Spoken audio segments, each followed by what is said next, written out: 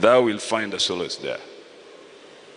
Many friends may have forsaken at one point or the other, but because we have come here to pray, we believe that we shall succeed. Mr. Prime Minister.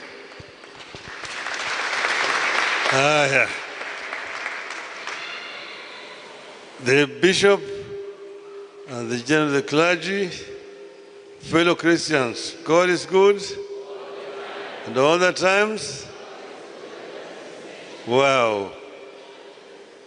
Bishop, I am very delighted to join the congregation this morning to pray. As you know, today is the first Sunday after my birthday. So I'm very happy to be here this morning because I'm still a young child, just born the other day. Yeah, but as Aburu has said, we have fond memories of this church. When we were growing up as children, we used to come to pray here. But we were also actually learning, just next door there. That's where we went to nursery school and primary. Therefore, we are very, very much part and parcel of this church. As he also said, Jaramogi was very much associated with this church. And him, like Professor said, and the late Bishop Okulu broke the ground here. And I was present during that occasion. So it became Jaramogi's passionate project, together with the late Job Omino. When Jaramogi died, Job Omino took over. And with Job, we did several rambles for this church here. When Job passed on, I took over the mantle to ensure that this church was completed, and completed in a decent way. So I'm happy to have been able to make a little contribution to make this church what it is today. I'm bringing to you greetings from my wife, Madam Aida Odinga, who is also a member of this church. We as Jaramogi family are very happy all the times to come here and pray with the Christians here today. So we say this coming Saturday, as has already been stated here, is going to be Jaramogi's 30th anniversary.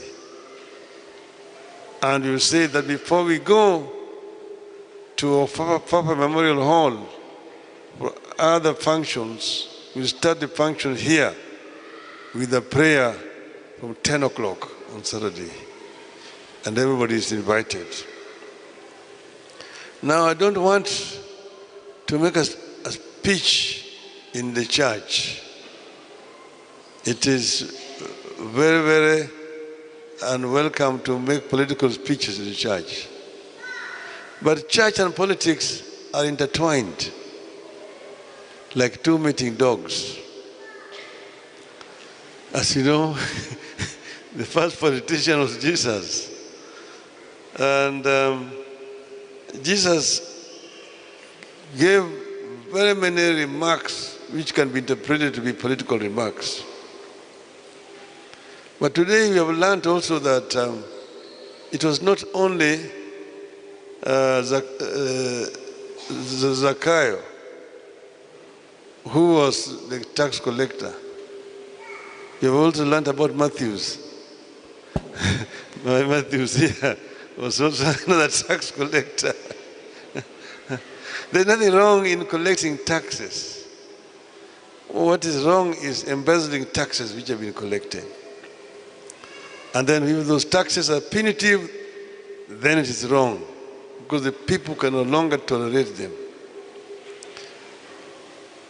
I am a proud member of the Anglican Church, but sometimes I feel embarrassed to see the Anglican Church silent in the face of a lot of what you can call immorality and unfairness in society. We are very pleased with what the Catholic clergy have said and the role that they have been continue to play in face of the kind of adversities that we are facing today. But one, my friend, Sami Wainaina, the former provost of All Saints Cathedral, has spoken, and I think he has spoken on behalf of the Anglican Church. And he has actually told the hypocrites that what you have been doing is actually responsible for what we have today in our country.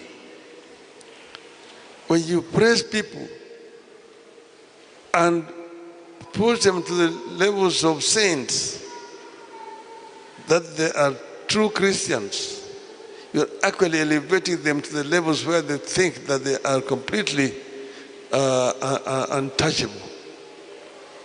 And this is what has happened in our country. The people who are masquerading as true Christians, people who are talking about liberating the people from poverty, from ignorance, and so on, have turned to be the oppressors of the people. And the church needs to speak. The late Archbishop Okulu, we remember. We remember Bishop Muge. We remember Bishop Gitari. Those are the clergy that were prepared to stand up and speak the truth at the time when to speak the truth was actually seen as treason. But they spoke the truth to power.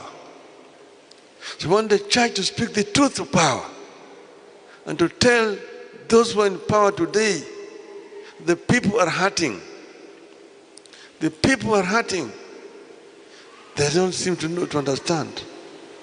It is not a question of just raising taxes. Yes, you have debts. As Oburu has said, you don't borrow to pay debts. You are just increasing debts. You are in a deep hole and you are continuing to dig. You are actually doing nothing. Get out of the hole. And there are ways of getting out of the hole, the way things stand today. So now is not the time to make lengthy political speeches. We will talk the other time. But here today, I just want to thank the people for their prayers and for the prayers of the family of Jaramogi. An kamane kakano atieki. Juthurwa. Wawacha ni wadwa chako wuoth manyien. Winjo maber Juthurwa. Wachako wuoth ma? Juthurwa wiye. Uyikru. Mudong biro wacho e koro joma mabiro nieri. Erokamano ahinya kanyo.